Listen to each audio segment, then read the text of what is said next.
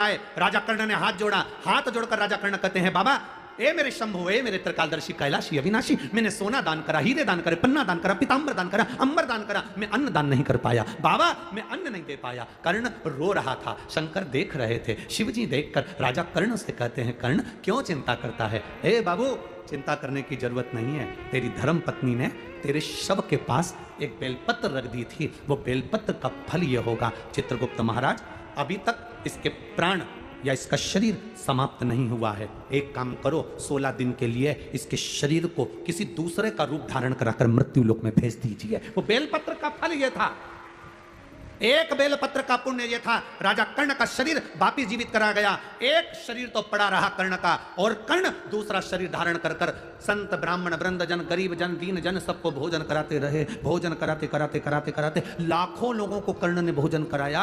देव अधिदेव महादेव देखकर मुस्कुरा रहे थे कि कर्ण भोजन कराते कराते तिलक लगा रहे थे, और तिलक लगाकर गिन रहे थे। एक ब्राह्मण को भोजन कराया, 2 ब्राह्मण को भोजन कराया, 3 ब्राह्मण को भोजन कराया, 4 ब्राह्मण को भोजन कराया, 5 ब्राह्मण को भोजन कराया, 5 संतों को भोजन कराया, 5 गरीब दीन को भोजन कराया। देव अधिदेव महादेव ने डमरू का नाद करा। डमरू का नाद कर बाबा जी ने कहा, अरे कर्ण अगर तिलक लगाएगा तो एक ब्राह्मण की गिनती में केवल 1 ब्राह्मण आएगा। श्राद्ध पक्ष के अंदर अगर तू ब्राह्मण को भोजन करा रहा है तो तिलक लगाने की जरूरत नहीं, तो 1 ब्राह्मण को भोजन कराएगा और बिना तिलक के दक्षिणा देगा तो 1000 ब्राह्मण का फल प्राप्त कर लेगा।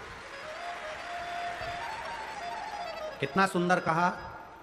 डाक तिथि पर भोजन कराओ तो तिलक कर कर दक्षिणा दो, पर अगर 16 श्राद्ध में मान लो चतुर्थी का श्राद्ध है, पंचमी का श्राद्ध है, द्वितीया का श्राद्ध है, तृतीया का श्राद्ध है, सप्तमी का श्राद्ध है, अष्टमी का श्राद्ध है, ब्राह्मण को बुलाया, साधु जन को बुलाया, गुरुजन को बुलाया, किसी को भोजन करने बुलाया, आपने दक्षिणा दी पर तिलक नहीं लगाया, तो ये मान लो पंचमी का श्राद्ध। पंचमी को तुमने कहा कि हमारे दादाजी शांत हुए थे, तुमको नहीं मालूम कि पंचमी पे और कोई भी गया होगा, तुम्हें उसका स्मरण नहीं है। जो जो पंचमी पर गए हैं वो सब तुम्हारे दरवाजे पर आकर खड़े होते हैं। अगर हमने दादाजी के निमित्त से तिलक लगा दिया तो केवल दादा को ही उसका भाग में प्राप्त होता है। अगर हमने तिलक नहीं लगाया तो पंचमी के दिन हमारे पूर्वजों में 71 पीढ़ी में कोई गया होगा पंचमी को, तो सबको उसका फल मिल जाता है, तो पितृदोष समाप्त हो जाता है।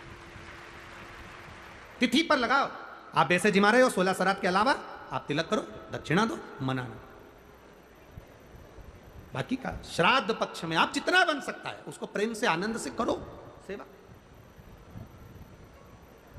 जितने प्रेम से कर सकते हो आप खूब भाव से सेवा करो। मेरा बेटा फिजिक्स वाला क्यूरियस जूनियर में इनरोल्ड है और उसकी अंडरस्टैंडिंग और कॉन्फिडेंस में बहुत ही पॉजिटिव चेंज आया।